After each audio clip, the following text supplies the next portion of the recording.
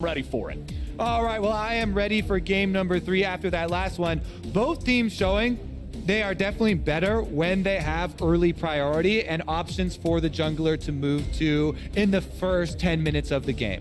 So I expect both teams to prioritize those types of matchups a lot more in this game, in this series, because as crazy and long as that last game went, and EG made a big comeback off of that pick towards the very end of it and extended the game a whole bunch.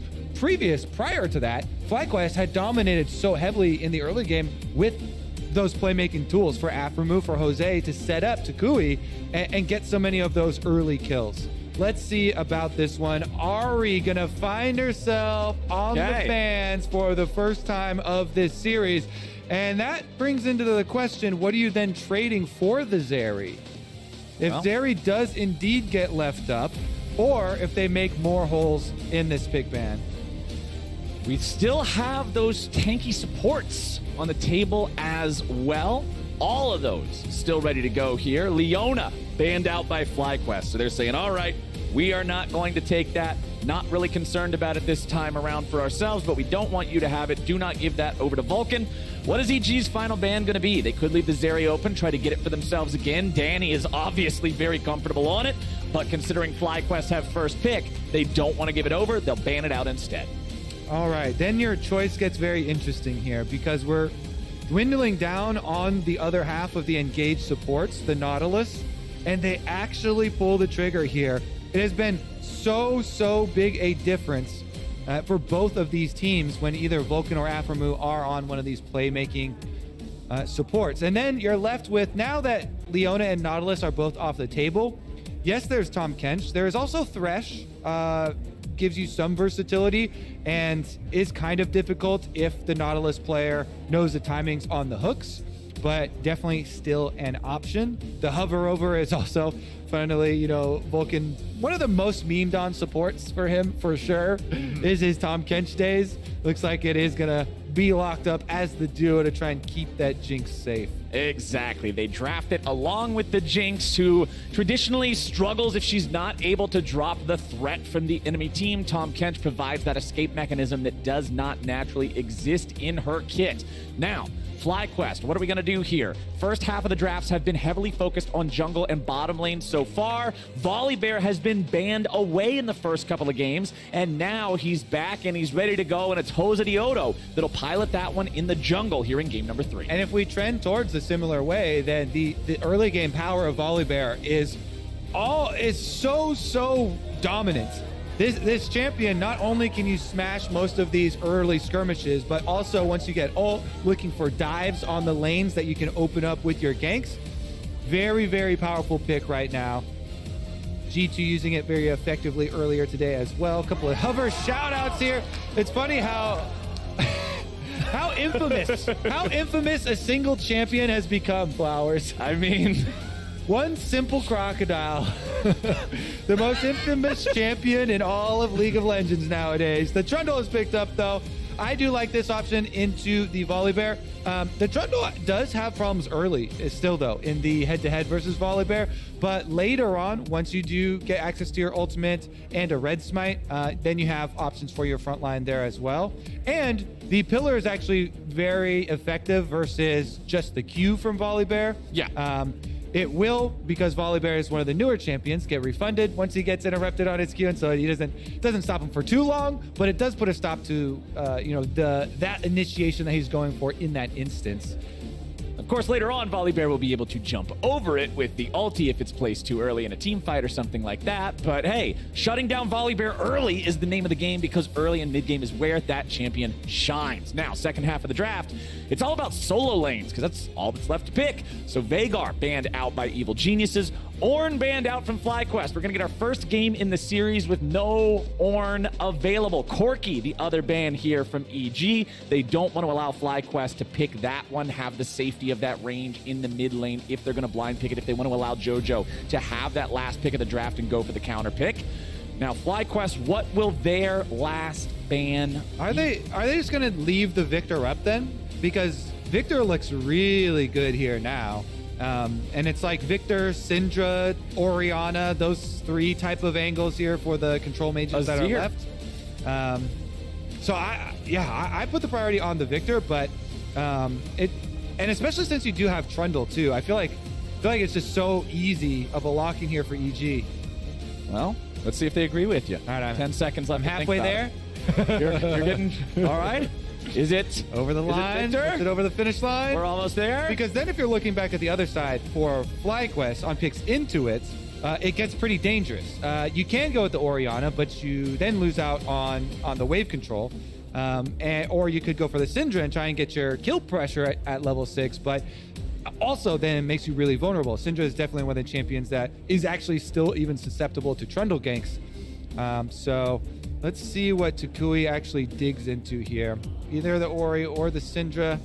Looks like it is going to be edged more towards the Orianna. It doesn't have a great Orianna ball delivery system. No. With Volibear and Nautilus, because both of those are kind of slower moving on the engage, not really instantaneous. Volibear has a cinematic jump with his ulti. Not so much of an action shot, but quite graceful for such a large bear, but big boy. Not the best of shockwave deliveries.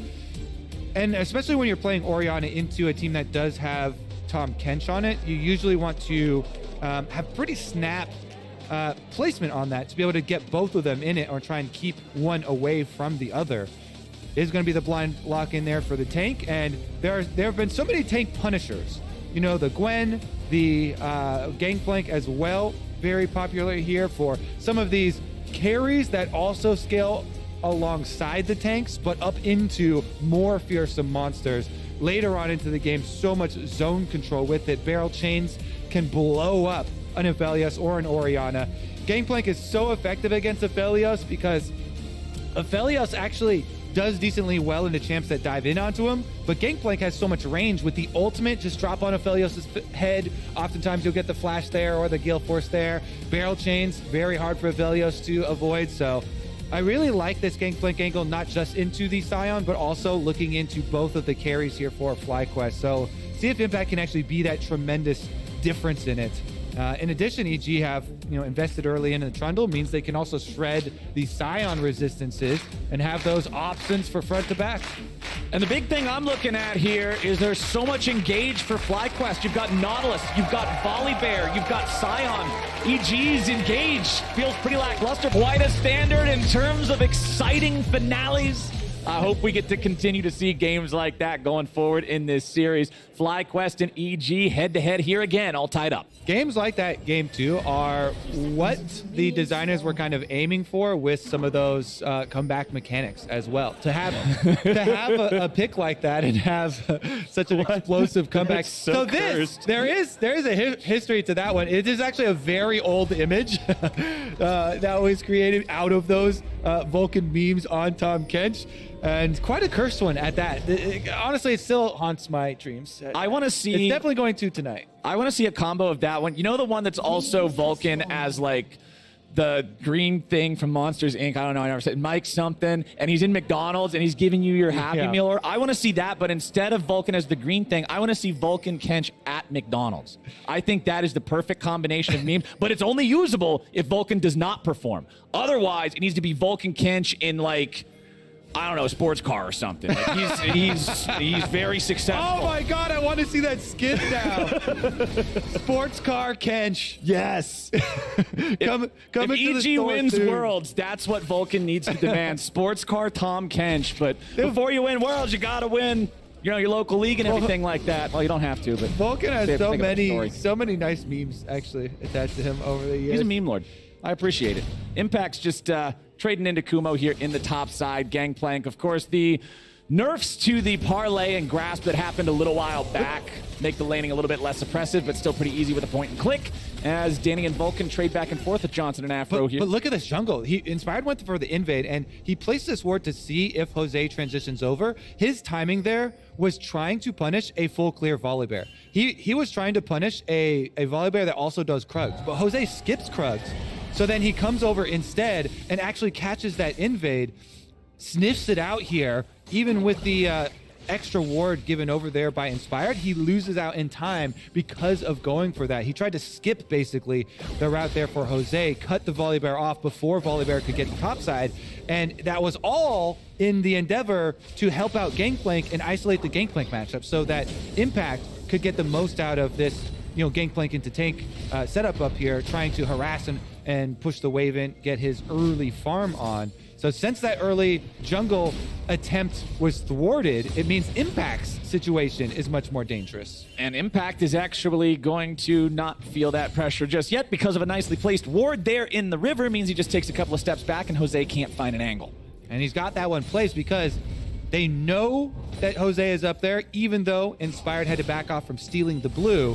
They got the preemptive ward that Inspired placed by the Wolves to try and see if he was going to be found out in his attempt. And so in the end, it is going to be Jose and Inspired both looking towards mid. Well, Jose's coming in, maybe looking for the... Nope, never mind. All right. Inspired's coming around, though. Takui gets caught in the pillar. Laser hits him. Inspired forcing the flash and just clubs him upside the head. Unfortunately for FlyQuest, Takui's second Orianna game starts like the first. Does everyone underestimate Trundle ganks, Flowers? Everyone underestimates Trundle ganks. There's no respect on the pillar. The pillar of filth, Flowers. It's Put some respect on his name. He's the goddamn king of trolls. All right, you guys, you need to respect Trundle more. Kobe's going to get mad. I've seen so many people not respect Trundle ganks, but it's actually quite nuanced, especially if you watch Santorin.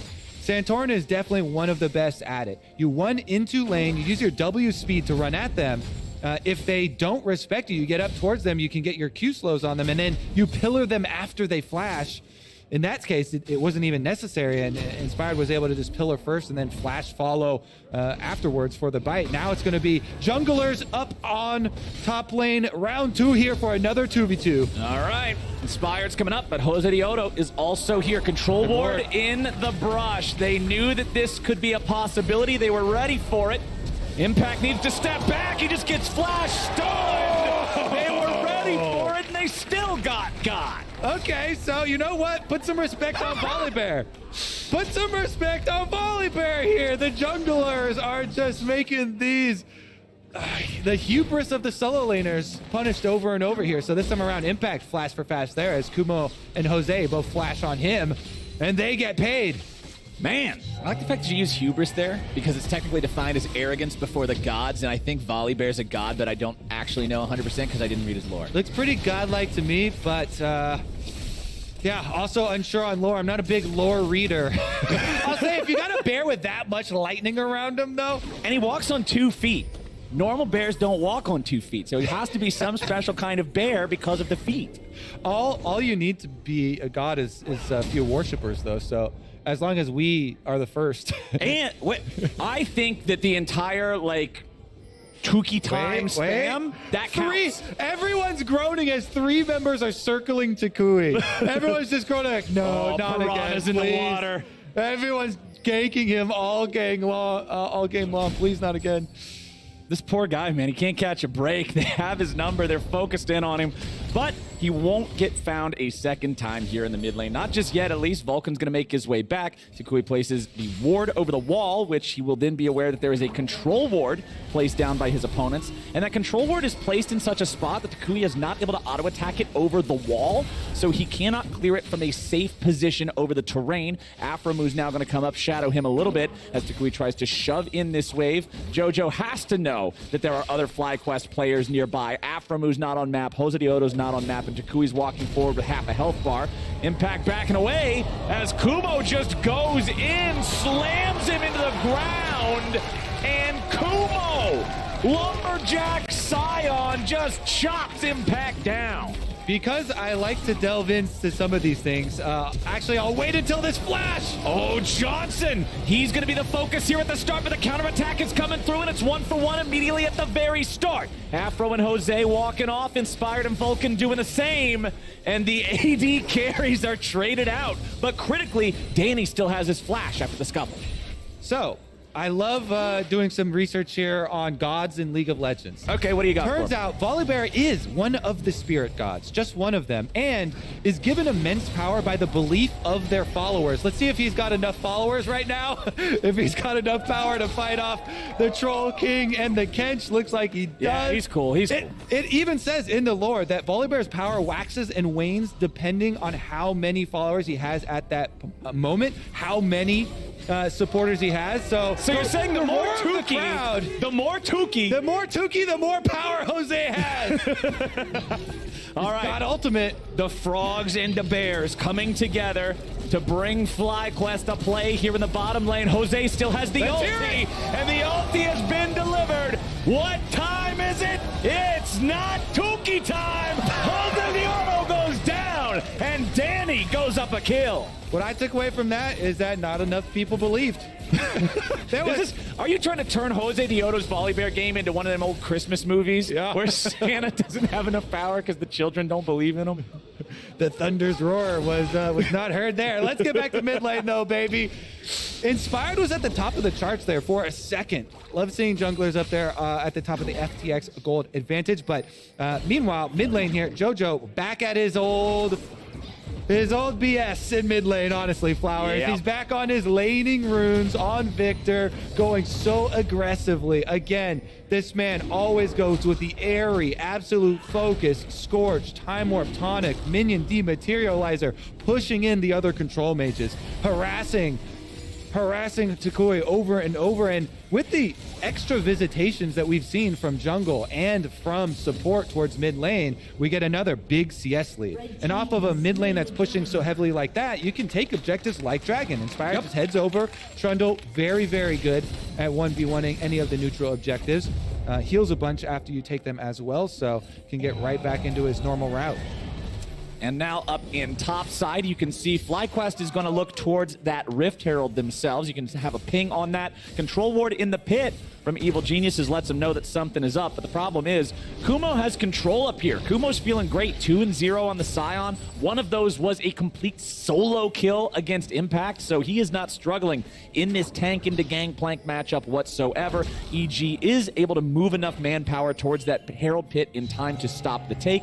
FlyQuest cannot grab that one yet, but Jose Dioto gonna pull Shelly out there again, but instead he just walks back up towards topside, places a control ward in that tri-brush. Vulcan throws out the tongue, but he doesn't find Afro Moo, and we're looking at Impact once again. Here come the tanks. Impact tries to get away. He summons up his own ulti, drops the barrels, can't stay alive long enough. Jose Dioto barely walks away. That was pretty freakish. Inspired wants to come on, punish everybody him, gets one. It's Spider-Man rules. but is not going to find anything, and Volibear strikes again. All right, Jose gets another kill for Kumo.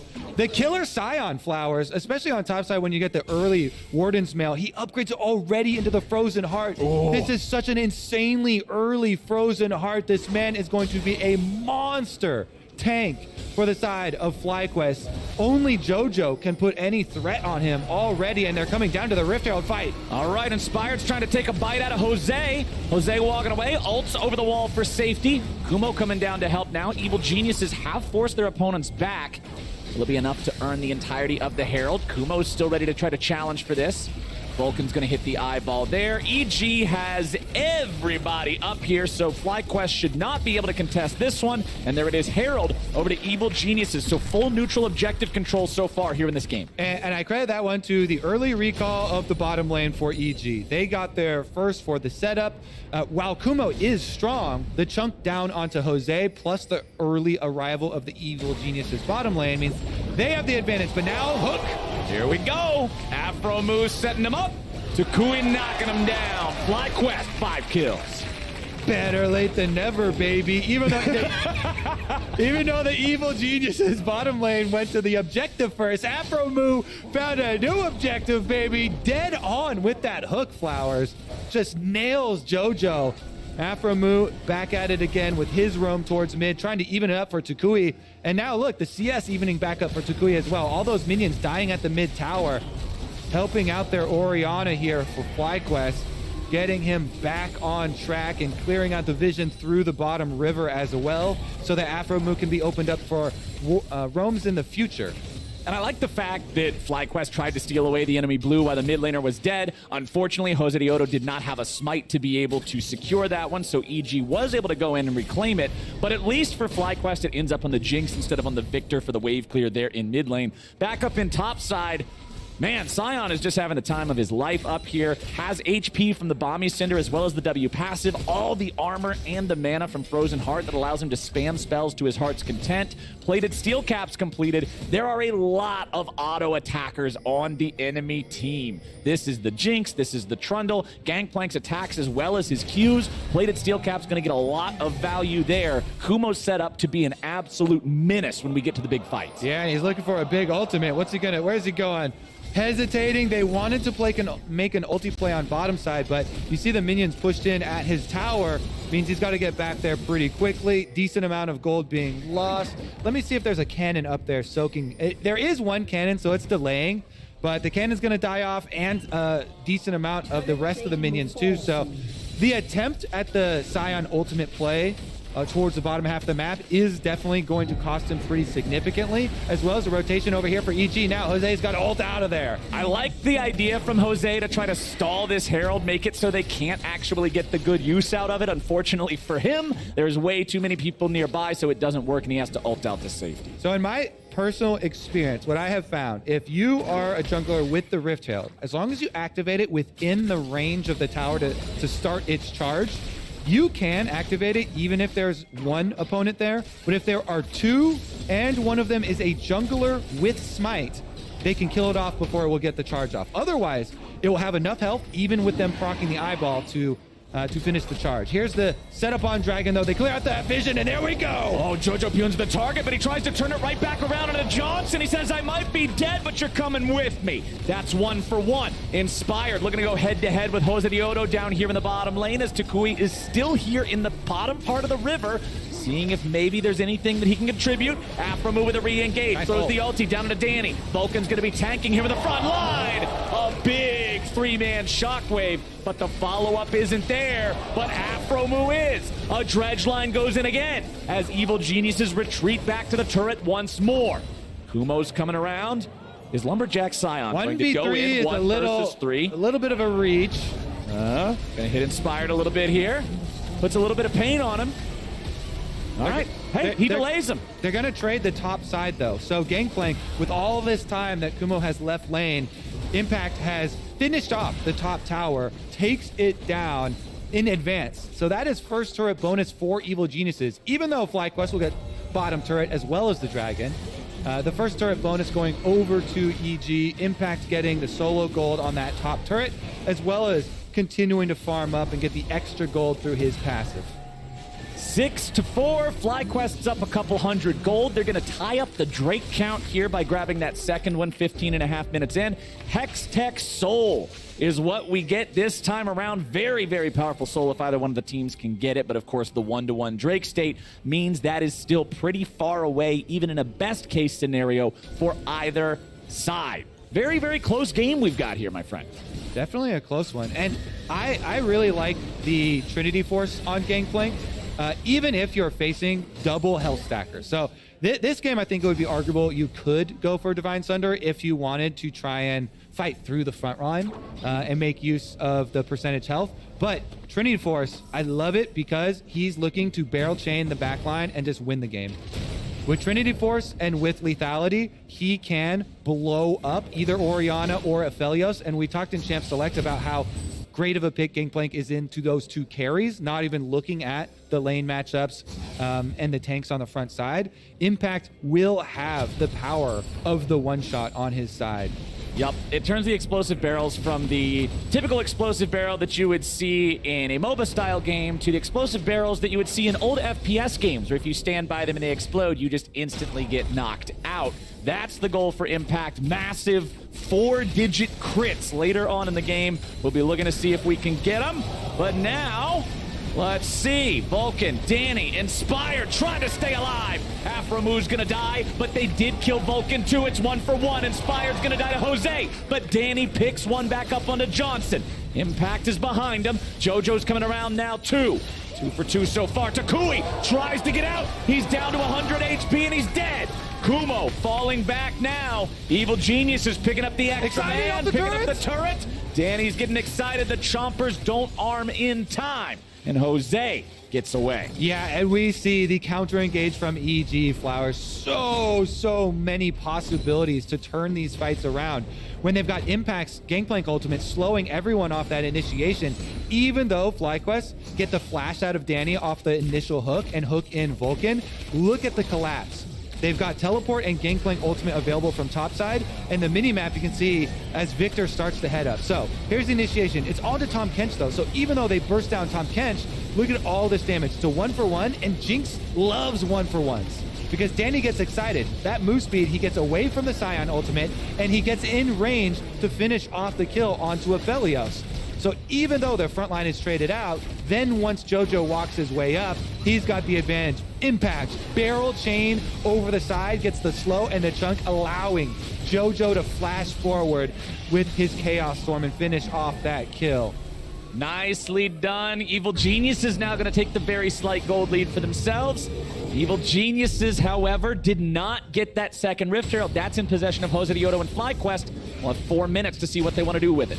FlyQuest need to remember, any of these team fights they go for, starting out with a 1-for-1 trade is very detrimental to them because Jinx gets so much power in the passive of this champion. Getting excited turns the champion from honestly a mediocre AD carry into the hard carry that shows up in Arcane. It's like actually like Powder turning into Jinx is what the passive should be renamed to. Powder turning into Jinx? Dude, that's like old Urgot tier of names. Hyperkinetic position reverser or whatever that crap was called. I hated those names so much. I'm so glad.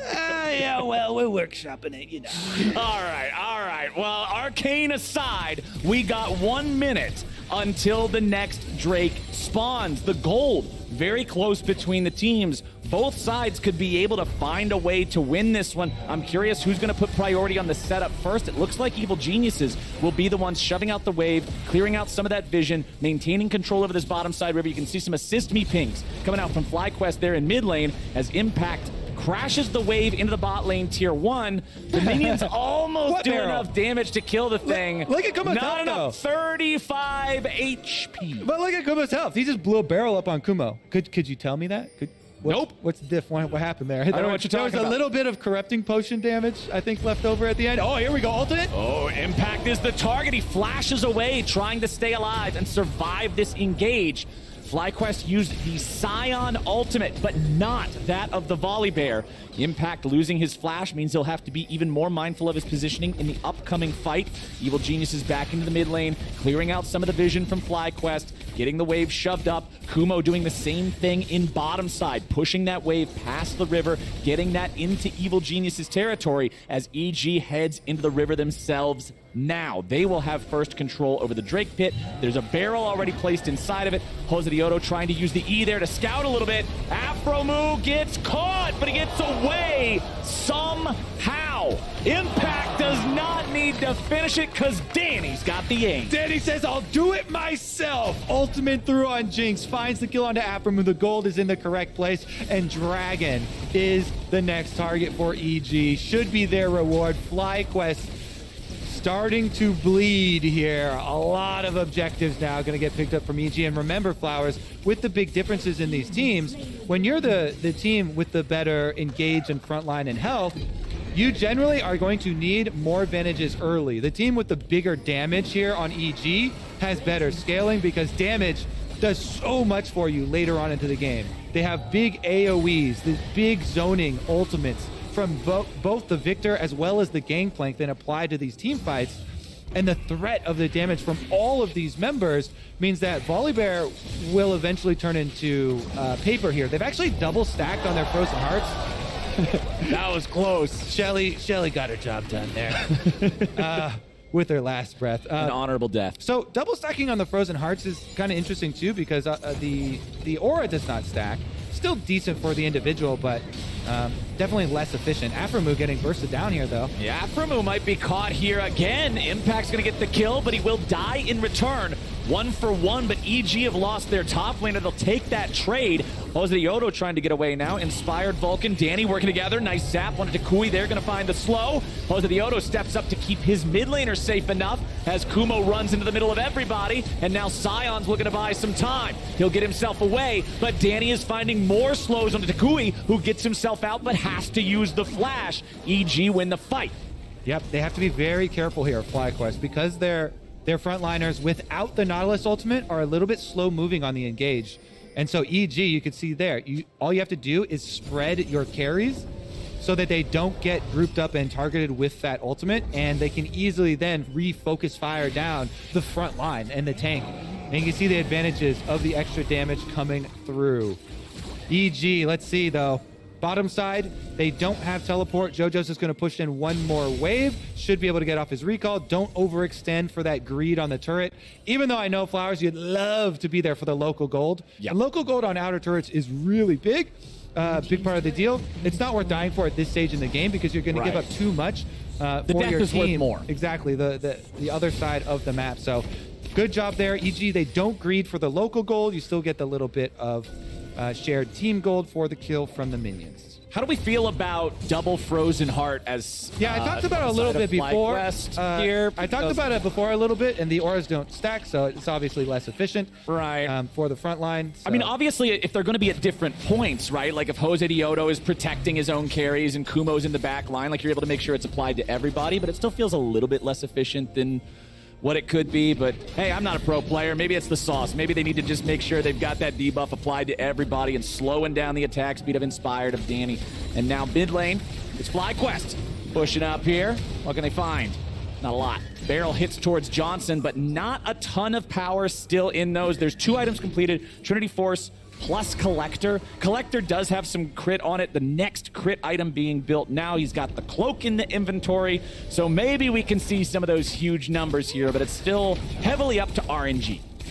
Yeah, and you can tell, you know, he's worried about like barrel chains and Gangplank ultimate and long range from Victor, so getting the expensive crit item in a Bloodthirster for the extra safety there because he is a Phelios, I would say is kind of a symptom of the problem that we went over in draft, where there's a lot of good answers that EG actually chose for themselves to be able to have very long range against Aphelios. You know, Victor and Gangplank are very good solo lane picks versus that AD carry, and he's trying to deal with those problems in game by buying the Bloodthirster shield for himself, and we'll see about the Infinity Edge coming through. Maybe he can get some big crits anyway and have some big performances here later on. Does have the Gale Force. I always love to see AD carries investing in Gale Force, looking for those Let's plays. do flashy stuff.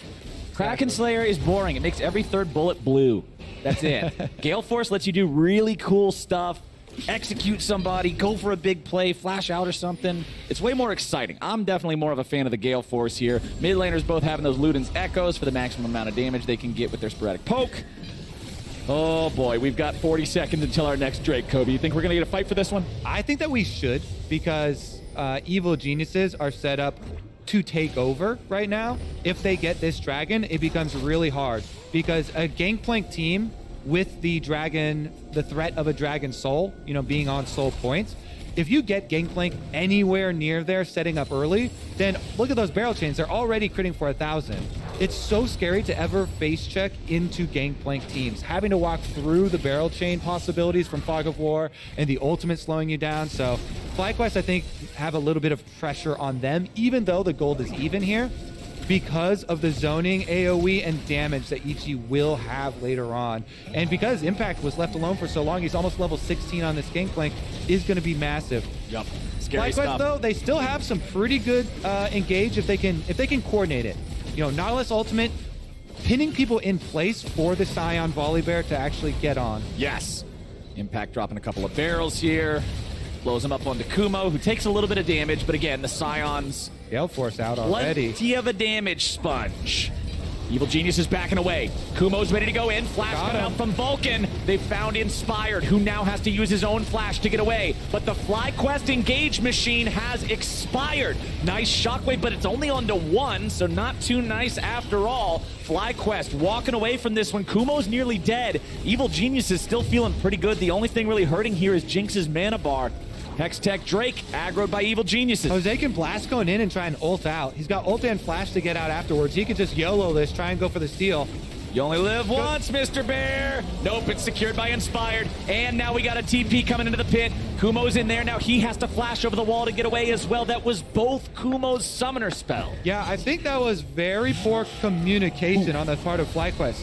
Because I think everybody else was on the page of, hey, Jose, blast going in, you have to ult out. Maybe you get it, maybe you don't. But just an ult cooldown for Volibear is not a big deal. Right. But committing both summoner spells, teleport and flash out there, definitely going to be painful for FlyQuest. A little bit too many resources used. Can they recover the situation, though? Attempting with these hooks here. Aframu had found one previously.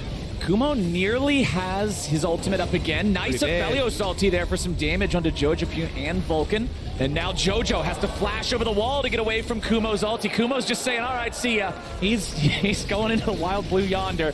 Danny's at about 500 HP, so he'll need to back away from Johnson, who does have green gun. So the extra range means extra threat. Kumo gets the wave shoved up here in the bottom lane, and Evil Geniuses send Impact to go answer. I like that we did get to see that Infinity Edge in use, Flowers. Johnson had just completed the Infinity Edge, 3-item power spike for 80 carries. He is definitely threatening if you can have the range and if you can hold on to target. So a couple of key flashes. We will definitely be remembering that flash here on the Victor. Vulnerable Victor now. Kumo's ultimate, very valuable through the river and all the way down to those minions. See about punishing that Victor. He has picked up a stopwatch, though. Always have to check inventories to count for these for the next team fights. They're everywhere, my friend. You got them on both mid laners and both junglers and Afromu. There's going to be a lot of that noise in the next team fight. So every time you emphasize and on someone else, he's tapping the table with the mouse is on and making it draw crooked. Oh, my bad. I didn't realize that. My painting here, Flowers. My canvas. I'm sorry I messed up your art. It's still perfect to me, damn it. Oh, now Impact might just get jumped on by Jose Dioto, but it's Jose who has to try to get out now, using the ulti defensively to make sure he escapes here. Kind of squeezing in between those barrels, too. Let's see what EG can actually spread to. Because, again, EG have time on their side, Flowers. Yes, sir. 3 dragons. They're just looking at soul point after soul point after soul point arriving. Every consecutive dragon now should be an opportunity for EG to set up in that bottom river and litter these rush with gangplank barrels. All of them barrels all over the place, and they're only going to get scarier and scarier. Third item for Impact is the Lord Dominic's Regards. You see that up in his inventory now, so plenty more threat onto the heavily armored targets like Kumo and Jose Dioto. Whenever they step within range of him being able to chunk those frontliners down could be very important. We almost got to see it in that last one, but it's funny because the barrel chain, the Venn diagram didn't overlap over Volibear, and Jose, got to jump out, and so we didn't get to see the big chunk of how much it would do on one of these frontliners. But that is definitely the idea. And the barrels already have their innate penetration, so it's just tons of penetration here. Plus the possibility of blowing up on the back line. So plus Infinity Edge coming up next. Yeah, every barrel is going to be critically important here. Was that a freak tier one too? Is it accident? You did one earlier. All right, fine. So we're even. Just no judgment. I'm just making sure that it's all getting recorded here. Fair. All right. We are equally suspect. Okay, 1 minute and 15 seconds before our Soul Drake and they're going gets deep. it. But now they're really pushing here in mid lane for this tier 1 turret. FlyQuest wanted it, but Gangplank ulti denied. That's a big ultimate that is out just from threat. FlyQuest threaten that they're going deep. They walk up menacingly and they get the Gangplank ultimate down. That's a huge ultimate. They think that cooldown is big enough for them to force on Baron. Impact does have Unleashed Teleport, could arrive to the fight.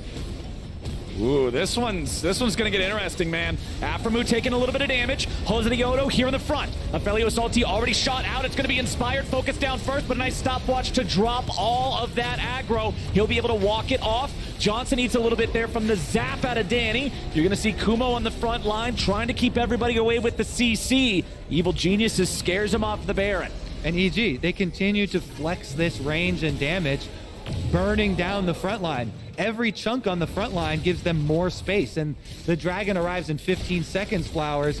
There's chunks off of all the frontline members of FlyQuest. They're recalling now. This is going to go to Soul for EG. Exactly. They kept FlyQuest occupied for so long. Jose Dioto is just now running back out of the base. The Drake is spawning. Hexgate. EG can The just gate. zerg this down, take it, and guarantee that they're able to have the Soul. There it is. Now Kumo finds himself in the middle of everybody with a Hextech Soul heading towards them.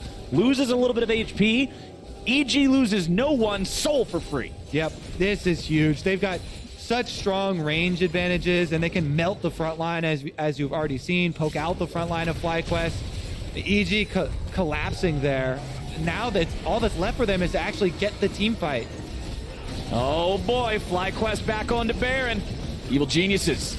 How are they going to approach this? Impact is going the long way around. Aphromoo already engages, but Vulcan's got the save. Jose Dioto wants to get away, but he's only gotten away right into Impact's waiting arms. Impact picks him up, and there's already 2 dead on FlyQuest. Impact once more. Double kill over to Gangplank. Make it a triple. He just got paid. Evil Geniuses mops him up. Kumo's trying to get something back for the team, going for the minions. Some damage on mid, but that's all they can hope for.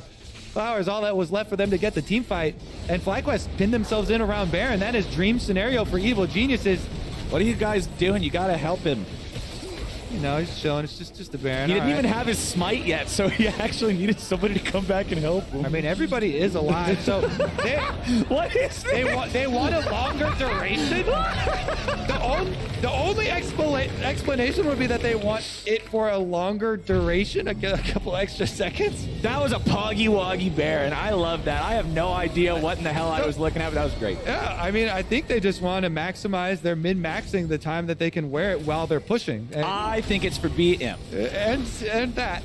Sending the message, baby. Okay, so EG, they just picked up the Hex Soul. They actually want the fight, and so all they have to do is stop FlyQuest on this Baron. They come up. The Tom Kench immediately eats JoJo. He comes back out with a giant shield on his back and quickly finish up on that first kill. It's just a murder over here, Flowers. There's nothing else to say there. They're tracking down every FlyQuest member. Only the Big Daddy tank gets out with Sion going mid and getting nothing for his troubles. Now, Evil Geniuses are on the gates. They're on the steps here of the FlyQuest base. 5 minutes ago, this game was 300 gold apart. It is now 7,000 gold apart, plus a Hextech Soul. Evil Geniuses got everything they need. They should be able to just send this one home. FlyQuest stuck inside their own base. Gonna need a pretty big misplay from EG, quite honestly, if they want to have a chance to come back in this one. EG's still got that Baron for the next minute and 45. They're going to go into the 4-1 split with Impact being mid, everybody else setting up shop here in bot lane, just allowing those cannon minions to get whatever poke they can find. Impact will keep exploding the barrels, forcing the waves into mid, and now Evil Geniuses just have to play it slow, play it cool, and play for these objectives. Looks like we're going to get a recall instead, or are we? Maybe just baiting FlyQuest in a little bit. Nope, FlyQuest have no vision. This map is not very well lit. FlyQuest finally get the chance to come back outside of their base, but EG will return soon. Yes, they will. And it should be a pretty straightforward siege for them. They've got very, very strong range for themselves with all 3 of their carries. Both JoJo and Impact, by the way, already level 18. 2-level lead here for JoJo over Takui. Chasing him down mid lane. They might even get a pick early. I can't get Kumo. That's the one guy on FlyQuest that you really just can't try to burst out and explode. Yeah, maybe you could make the argument for Jose Dioto too, but he doesn't have half the health that Kumo does. He's coming back in, looking maybe for an angle here. EG backing themselves away. They don't have Impact here. He's in top side. He'll just continue putting in the work and dragging FlyQuest back towards their own base, allowing his men to move up in the mid lane. Yep, easy work there for Impact on the side. Pushes the wave up. He's got Baron buff. Chunking down Kumo as he passes through. Jose gonna try and 2v1 him, but honestly, that Gangplank likes those odds. Yup. The barrels are starting to really hurt now. That inbuilt penetration as well as all the raw damage. You just saw it there. Crit for 1,700 on minion waves, and when it hit Kumo with the big crit, it even took off about 1,000 from him thanks to all the armor penetration in the barrels. So Impact is 6 items. He is full build. He is a threat to anybody on FlyQuest no matter what. And Kobe, what is that icon up there in the top left that we got about 1 minute and 15 seconds till? That would be Elder Dragon. Can we count? Can we keep counting from the last game? Yeah, sure, we can do that. Uh-oh. Okay, Jose survived. I mean, first. JoJo Oh, wait, nope, never mind. JoJo's coming around. Shockwave's gonna stop him. Oh no, Takui is done for. Johnson is gone. I don't think we're gonna be counting too many more Elder Drakes at this pace. Hold on, wait, we got It's going for the wave. We got a TP coming in. Kumo's trying to cut the wave. Danny and Inspired gonna try to deal with him here a little bit. He wants to go unstoppable. Run, Sion, run! He gets another wave. He's gonna farm. There's another cannon that got ushered down mid lane as well as bottom lane getting pushed in though. So no stop to the EG train. Alrighty. EG knows both enemy carries are dead for 20 seconds. They know Sion is in their own base, and they know they got a minion wave through the bottom lane. Kumo will try to defend. Jose Dioto will try to defend. Try as they might. The game is done. Jose Dioto will be the first to die. Kumo's gonna go down second, and the Nexus is next in line. Afromu can't do much to keep it protected, and Evil Geniuses with a little bit of trundle dance in there at the very end of the game take game 3. Nicely played out. Drafting themselves, Trundle armor shred, Gangplank penetration.